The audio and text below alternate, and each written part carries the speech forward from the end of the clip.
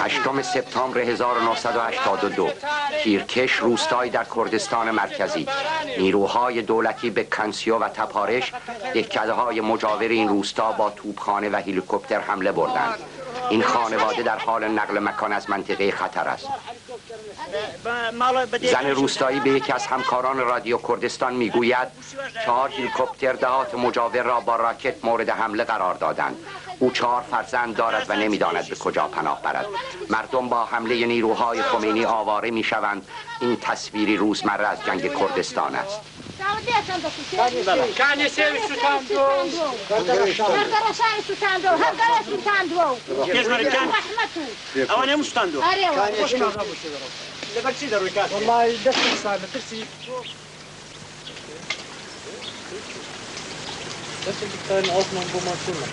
ما در دهکده لاون 10 کیلومتر دورتر از تیرکش هستیم.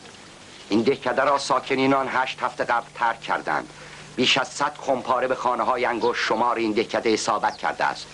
ساکنین دهکده باز نگشتند چون می‌دانند که قوای دولتی هنوز در 4 کیلومتری اینجا مستقر است. با اینکه رزمندگان حزب دموکرات کردستان ایران حملات پاسداران و نیروهای ارتشی و بسیج را به عقب راندند و منطقه را تحت کنترل خود دارند. آوارگان اغلب دارایی مختصر خود را با تراکتور حمل می کنند و در گودالها و در کمرکش تپه‌های اطراف جان پناهی می یابند. این دهقانان منتظرند تا روزی بتوانند به خانه‌های خود بازگردند. بسیاری از مردان با خود سلاح حمل می کنند بدون اینکه در شمار رزمندگان فعال حزب دموکرات کردستان ایران باشند.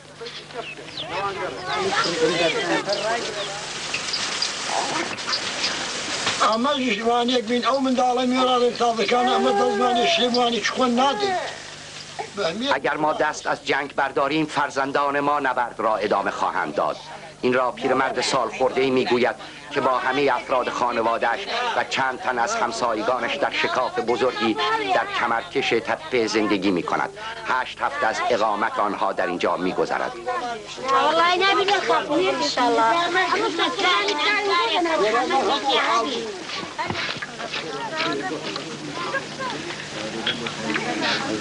آن طرف تپه نیروهای خمینی سنگر گرفتند.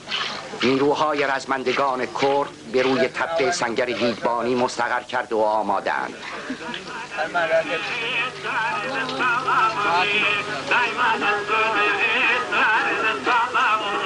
مردم در جنگ خودکفا شدند، حتی دوزنده خود را دارند و کوشش می کنند به خارج از واحد زندگی خود وابسته نباشند.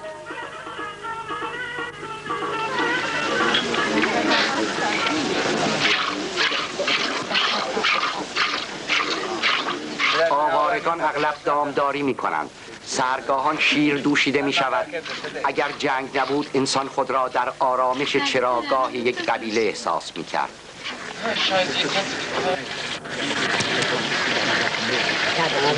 شیر، ماست، کره و دوغ با نان لواشی که مدت زمانی طولانی قابل نگهداری است غذای اصلی کرد هاست. سنت وابستگی خانواری و قبیله‌ای یکی از علل تحمل جنگ 3 ساله است.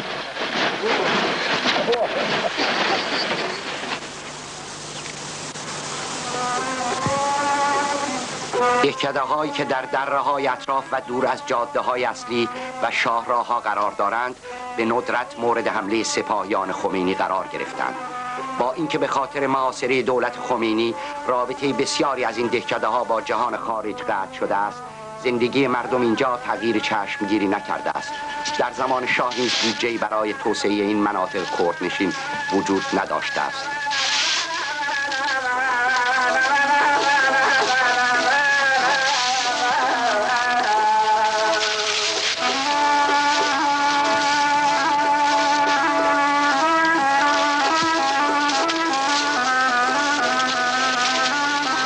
زنان کرد برگ‌های زرد تنباکو را جمع می کنند. تنباکوی سراسر کردستان از این منطقه تأمین می شود. بخشی از تنباکوی این منطقه در بازارهای عراق و ترکیه به فروش می رسد.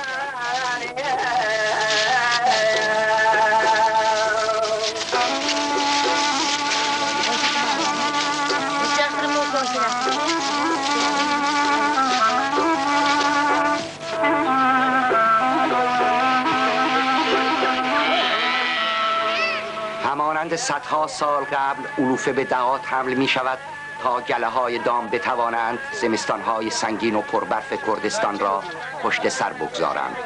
حیوانات وسایل اصلی حمل و نقل در منطقه‌اند.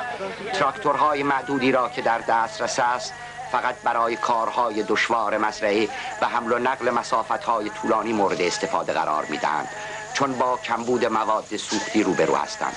کشاورزان اغلب ناچارند که محصولاتشان را خود حمل کنند.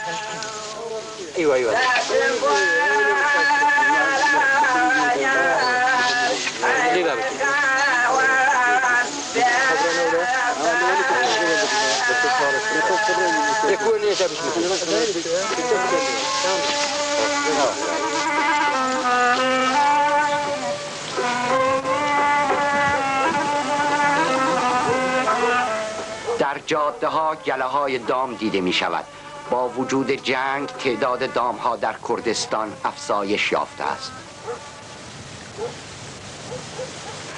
کشت غلات در بعضی از مناطق کردستان بیش از محصولات دیگر رواج دارد. خرمنکوبی آنها گاهی هنوز به ساده ترین وسیله قابل تصور صورت می گیرد. ساعات متمادی مردی با گاو به دور دایره‌ای در حرکت است. دهقانان قسمتی از محصول خود را به عنوان مالیات و برای تأمین هزینه جنگ به حزب دموکرات کردستان می دهند.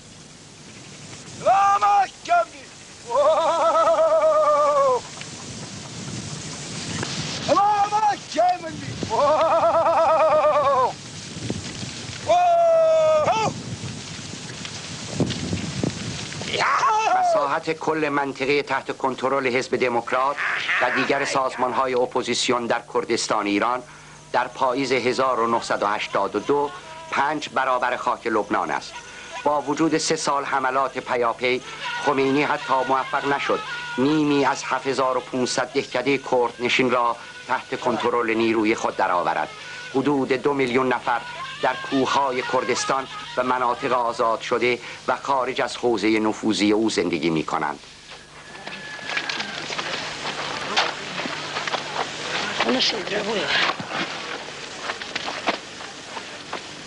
اهالی دهات شوراهایی تشکیل دادند و فعال در تعیین سرنوشت خود شرکت می کنند. اما زنانی که در اینجا مشغول به کارند در زندگی سیاسی هنوز هم شرکت فعال ندارند.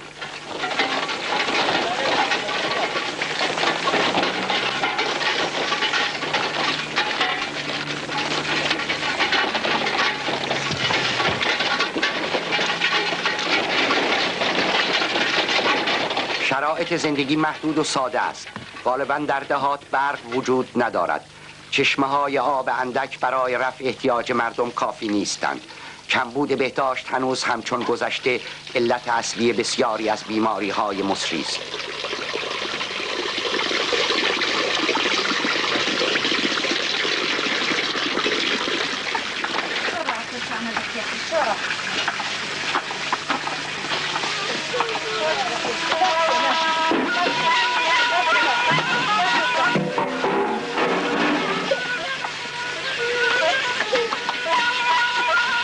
کودکان نه تنها در محافظت از دام و کار در مزرعه، بلکه همچنین در پختن نان شرکت دارند. در اینجا در یک پیش از ظهر برای مصرف 3 ماه نان تولید می شود. نان تهیه شده از غلاتی که خود تولید می کنند غذای اصلی خانواده بزرگ کرد هاست.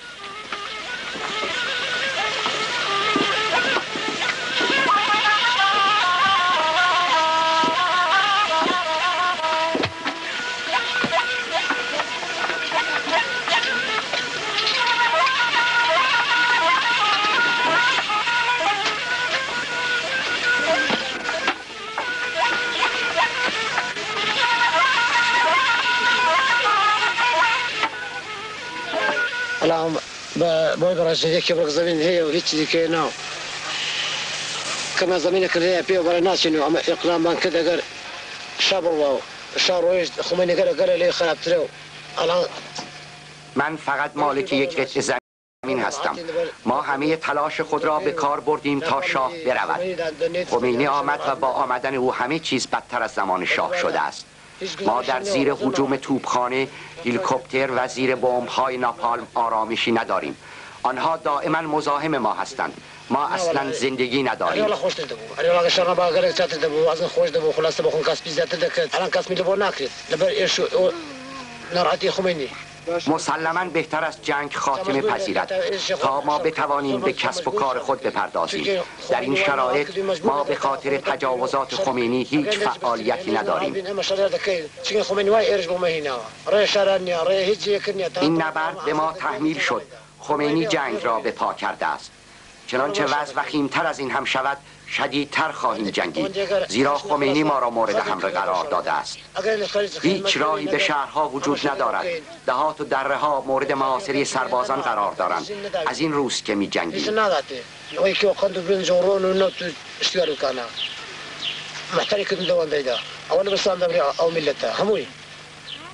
ما چیزهای زیادی در این جنگ از دست داده ایم و در آینده بیشتر از دست خواهیم داد. ما امنیتی نداریم. آنها به ما هیچ چیز نمیدهند، نه برنج نه نفت. خود مختاری اوه جندنتین دنیا خدا به اوه بازمانی خوب بخوینینو اوه دکتر لنی و خوبیو اوه برخن لنی و خوبیو. خود مختاری یعنی ما زندگی خود را داشته باشیم، به زبان خودمان سخن بگوییم، پزشکان از خود ما باشند، اینکه ما برق داشته باشیم، اینکه همه چیز مال خودمان باشد، اینکه ما سرور خود باشیم. این معنای خود مختاری است. در حالی که نیروهای رزمنده کرد مناطق روستایی را در کنترل خود دارند، قوای حکومتی همه شهرهای بزرگ را اشغال کرده است. پس از نبردهای سنگین، حاکمان تهران اکثر جاده‌های ارتباطی کردستان را زیر چتر نظامی خود گرفتند.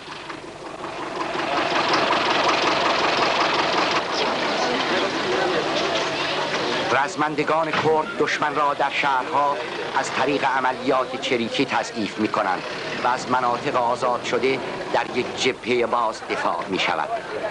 همین که نیروهای دولتی حمله می کنند، صدها داوطلب پشت خط دفاع به نیروهای پیشمرگه می پیوندند تا در دفاع به همرزمان خود کمک کنند.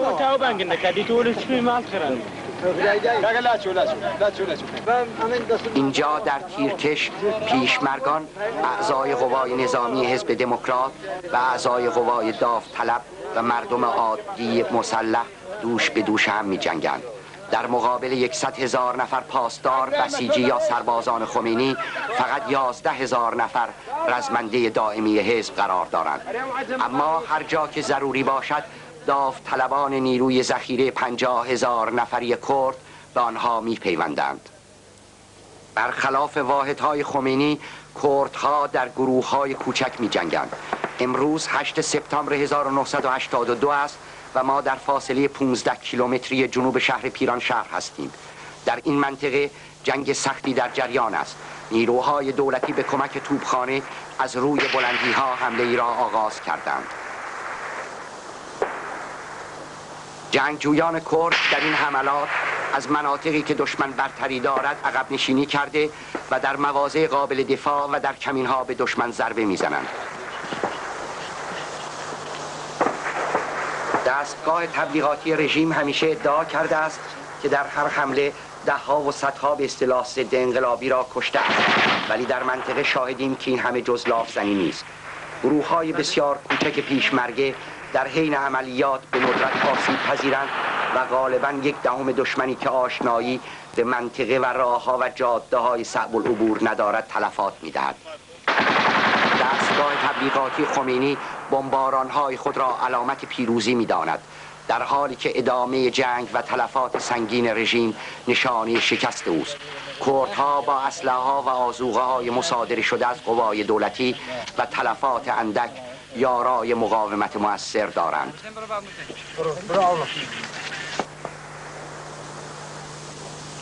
ناگهان یک گروه از پیشمرگان حمله تهاجمی را بر علیه قوای دشمن آغاز می کند.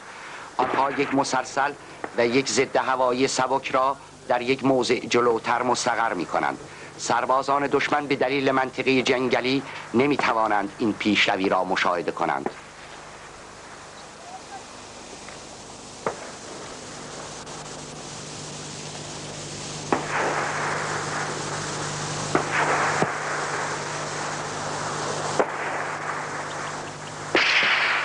یک پیشمرگه از صحنه نبرد گزارش می‌دهد. ماشینشان که هاتفو بودی وی کوت بردسترژی پیشمرگکان خوشبختانه دشمن شب گذشته نتوانست پیشروی نماید. آنها با 4 هلیکوپتر پیشمرگان را مورد حمله خمپاره و موشک قرار دادند، اما همه ما سالم هستیم.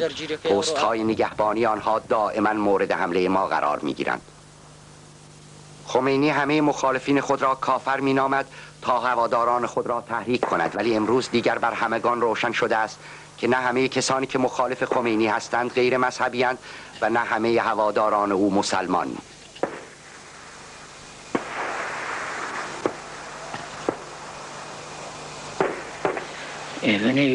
ملا رحیم عباسی یکی از روحانیون کردی است که از مهاباد مجبور به فرار شده است. شر مذهبی نیه، چون همو ملتانی دنیا دزانن ملتی کرد یک زار زور لمیجه.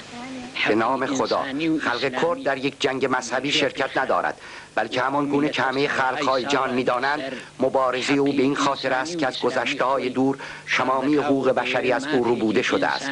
خلق ما سالیان درازی است که برای حقوق اسلامی و انسانی خود می‌جنگد.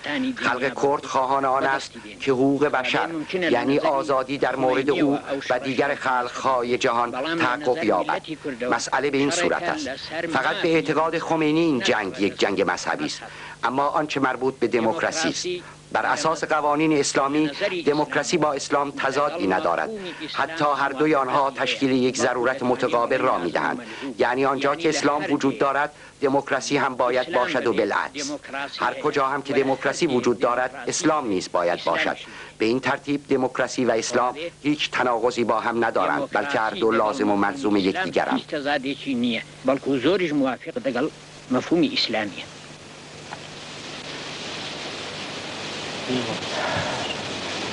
پایگاه اصلی حزب دموکرات در یک دره صعب العبور قرار دارد. دبیر کل عبدالرحمن قاسملو 1 سال پس از انقلاب توسط مردم برای نمایندگی در مجلس انتخاب شد. دموکراسی من با ایران دوی، خودمختاری من با کردستان ایران دوی. خواستهای ما روشن است. ما خواهان دموکراسی برای ایران و خودمختاری برای کردستان هستیم و به خاطر آن هم به نبرد ادامه می دهیم. چنانچه ما به اهداف خود نائل شویم واضح است که سلاح‌ها را بر زمین می گذاریم. ما جنگ طلب نیستیم، بلکه بالعکس ما خواهان صلح هستیم. ما تلاش کردیم به خواستهای خود از طریق مسالمت آمیز نائل شویم، ولی متاسفانه رژیم خمینی برای ملت ما تنها گلوله بر ارمغان آورد. به این جهت برای ما راه دیگری جز دفاع از حقوق و آزادی هامان وجود ندارد.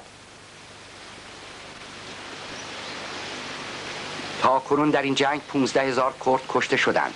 اکثر آنها مردم عادی بودند که قربانی بمب‌ها و گلوله‌های توپ شدند. مجروحین و زخمی ها همچون گذشته به صورت موقتی در واحد درمانی پرستاری می شوند.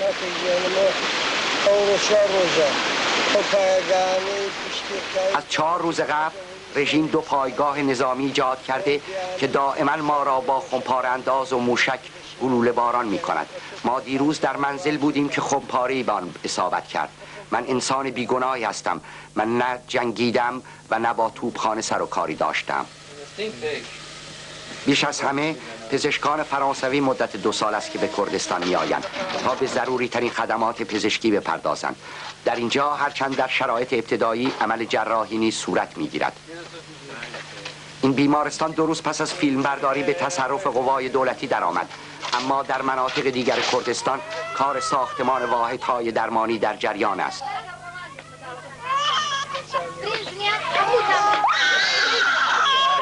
پزشکان فرانسوی کودکان کرد را مایه کوبی می کنند. با شرمندگی باید گفت که از هزاران پزشک ایرانی مخالف خمینی در خارج که درآمد سرشاری هم دارند در کردستان خبری نیست.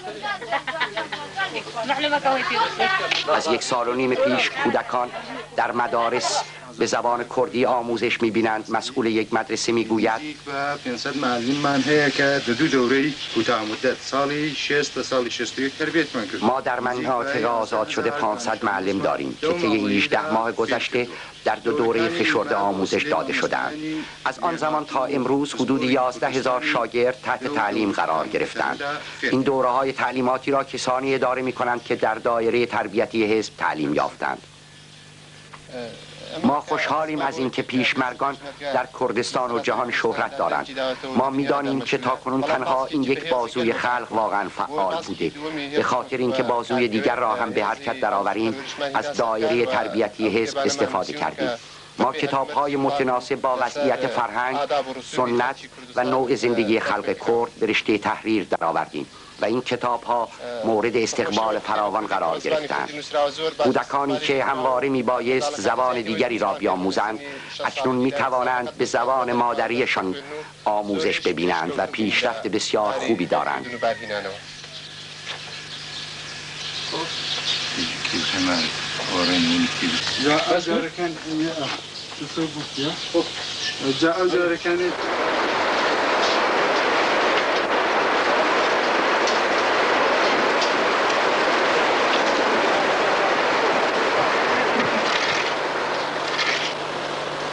از آنجا که حکومت مرکزی جاده‌های ارتباطی را تحت کنترل دارد، واحدهای ساختمانی جاده‌های جدید احداث می‌کنند و پل می‌سازند. مساله ساختمانی مورد استفاده سنگ، چوب و ماسه و گاهی سیمانی است که از میان خطوط دشمن عبور داده شده است. کاک جلیل، مسئول امور فرهنگی و اجتماعی در دفتر سیاسی حزب دموکرات، هنگام بازدید از کارهای ساختمانی میگوید: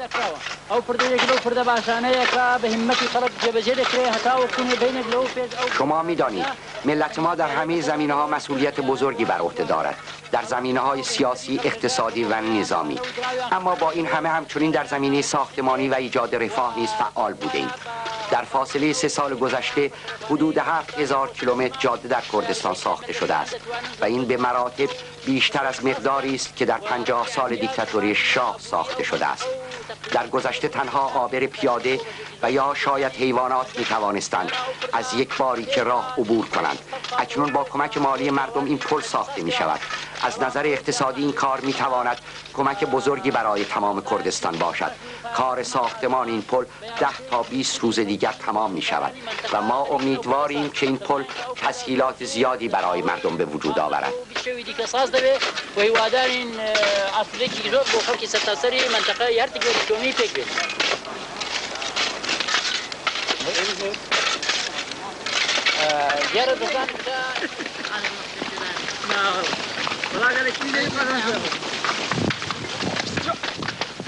کردها با محاصره اقتصادی 3 ساله با روش‌های خاص خود مقابله می‌کنند. با کاروان قاطر از طریق کشورهای همسایه ترکیه و عراق کالا به کردستان حمل می‌شود. مناطق مرزی در نقطه تلاقی 3 کشور که در همه آنها کردها ساکنند توسط دولت‌های مرکزی این کشورها همچون گذشته قابل کنترل نیستند. در بازارهای دهات نزدیک مرز کالایی پیدا می شود که در تهران رسما برای فروش عرضه نمی شود. در بازارهای کردستان حتی سیگار خارجی و دستگاه ویدیو نیز به چشم می خورد. این دهکده در 18 ماه گذشته ایجاد شد. بسیاری از ساکنین آن از شهرهایی می آیند که در کنترل قوای نظامی خمینی قرار دارند. در اینجا علائمی از یک فرهنگ شهری کوچک وجود دارد. کردها مراکز جدیدی برای خود ایجاد می کنند. اینها همه نشان دهنده این واقعیت است که مبارزه نظامی حکومت مرکزی بر علیه کردها محکوم به شکست است، زیرا کردها دارای چنان دینامیزم فرهنگی هستند که در هر شرایطی قادرند زندگی جدیدی را سازمان دهند.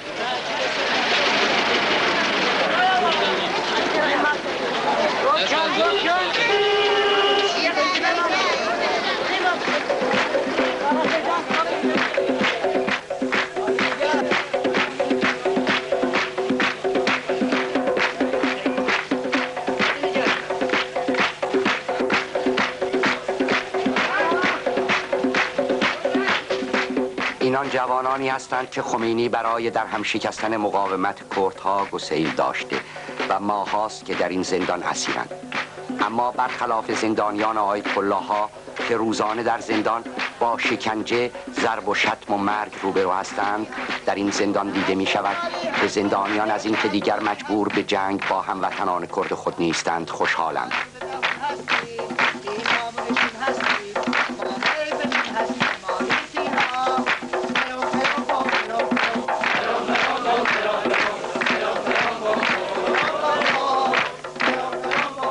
بین زندانیان افرادی به چشم می‌خورند که طرفدار سازمان مجاهدین شده و روزنامه سازمان را عرضه می‌کنند. بسیاری از زندانیان می‌گویند که بیخبر از جنگ علیه کردها به جبهه معرفی شده و گمان می‌کردند که برای جنگ علیه عراق می‌روند. برادرزاده یک سیاستمدار مشهور تهران حاضر به اظهار نظر و توضیح وضعیت عمومی خود در مقابل دوربین نشد، زیرا نگران بود که با افشاگری‌های او رژیم به اعمال انتقام جویانه علیه کردهای زندانی دست بزند. یکی از پاسداران زندانی در خاطرات خود از موسوی تبریزی رئیس دادستانی انقلاب سخن میگوید. موسوی چه رئیس دادگاه انقلابی تبریز بود، دختراش اعلامیه رو پخش می‌کردن، ما میگفتیم ما چه میخوام اعلامیه ها را که از دست اینها بگیریم درگیر میشیم، ملت ما را اذیت میکنن، میزنن. نظر شما از این باره چیه؟ به ما دستور داد که دیدین که اعلامیه رو پخش میکنن بزنین بکشین، هر جا هم گرفتن بیاین پیش ما، من شما را اینجا آزاد میکنم. گفت حتی با تاوگی هم شد شکمشونه پاره کنه. خود سید موسوی این دستور خودش به ما داد. یکی همینه که تو تبریز مسجد نشسته بودیم، داماد سید موسوی سید اسکر با ما صحبت می‌کرد، دیدیم تیراندازی شروع شد. ما رفتیم تو خیابون، دیدیم یه نفر داره فرار میکنه. پاسدارم دنبالش می‌کردم، با تفنگ زدم، مغزش داغم شد. بعداً ما پرسیدیم که این چیکار است؟ گفتن سال دوم دانشجوی مغزشم داغم شده بود تو خیابان. گفتم بچه محاباتی پوشم بهش دادم. یکی هم چه مهندس ایرانی شاهدارشون پاسدارا بود، نماینده شریعت مداری بود تو تبریز.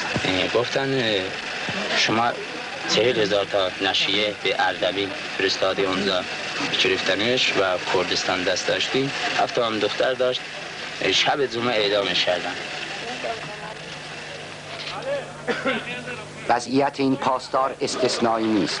رفتار انسانی در این زندان بسیاری از هواداران خمینی را به خود آورده است.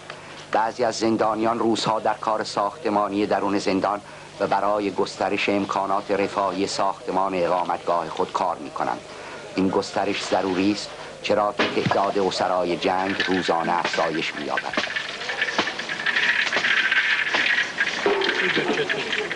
در ازای کارشان آنها روزانه 60 تومان که حداقل دستمزد رسمی در ایران است دریافت می کنند. زندانیان خود غذا می‌پزند، غذای آنها بهتر و مفیدتر از حد معمول در کردستان است. حفاظت از زندان به عهده پیشمردان مسلح است. ضوابط امنیتی خاصی در آنجا وجود ندارد، چرا که کسی قادر به فرار از راه‌های کوهستانی و صعب العبور کردستان نیست. بعضی از زندانیان حتی بیشتر مایلند تا پایان جنگ در زندان بمانند، زیرا احتمال می‌دهند مجدداً به جبهه‌ها اعزام شوند. در این زندان مجرمین عادی مناطق آزاد شده که تعدادشان ناچیز است نیز دیده می‌شوند. کردها از رفتار انسانی خود با زندانیان احساس غرور می‌کنند. بدون شک این زندان آلترناتیوی در مقابل زندان‌های ضد بشری و قرون وسطایی خمینی است.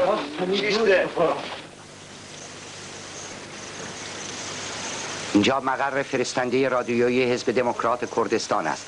در این چادرها و با وسایل ابتدایی اخبار و گزارشاتی که روزانه 3 ساعت به زبان کردی، فارسی و ترکی پخش می‌شوند تهیه می‌شوند. در شرایط حاضر این رادیو مهمترین وسیله ارتباطی حزب با رزمندگان خلق کرد و مردم مناطق دیگر ایران است. رادیو صدای کردستان حداقل دارای 2 میلیون شنونده است و در سرتاسر ایران شنیده می‌شود.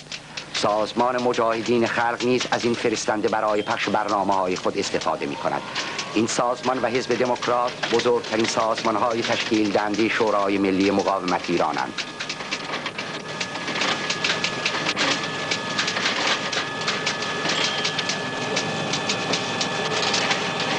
کردستانی ایران